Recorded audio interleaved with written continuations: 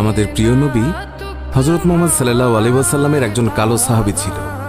সকল সাহাবীদের মধ্যে সেই সবচেয়ে বেশি কালো, কিন্তু নবীজির ভালোবাসায় যারা জীবন দিতে প্রস্তুত সেই সাহাবীও তাদের মধ্যে একজন।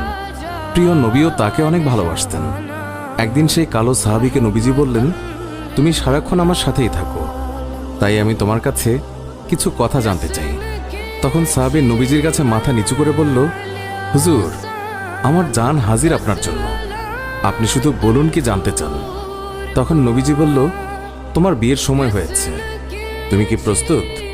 কালো সাহাবী মাথা নেড়ে বলল, হুজুর, আমি এত কালো, আমার কাছে কে মেয়ে দেবে? নবীজি বলল, তুমি বিয়ে করবে কিনা বলো, তোমার জন্য আমি মেয়ে দেখব। এই কথা শুনে কালো সাহাবী খুশিতে কেঁদে ফেলল আর বলল, হুজুর, আপনি আমার জন্য মেয়ে দেখবেন, আমার কাছে এর থেকে বড় পাওয়ার কি হতে পারে? তখন নবীজি একটি পত্র লিখলেন আর তা কালো সাহাবীর হাতে দিয়ে বললেন, এই পত্রটি নগরীর বড় বাড়িতে গিয়ে উত্তর জেনে তারপর আমার কাছে আসবে। কিন্তু কালো সাহাবী জানে না এর ভেতরে কি লেখা ছিল।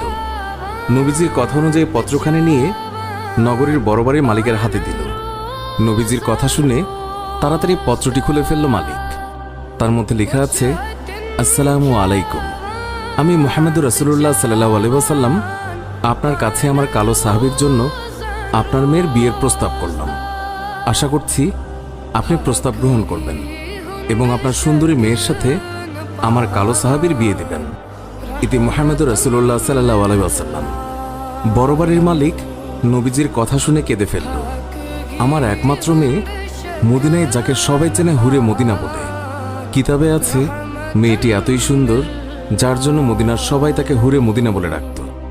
আমি এখন কি করি? নবীজি বলেছেন, এটাই অনেক আনন্দের কথা, কিন্তু ছেলেটি যে অনেক কালো। বিভিন্ন চিন্তায় মালিক চিন্তিত। কালো সাহাবী বলল, নবীজি কি লিখেছেন?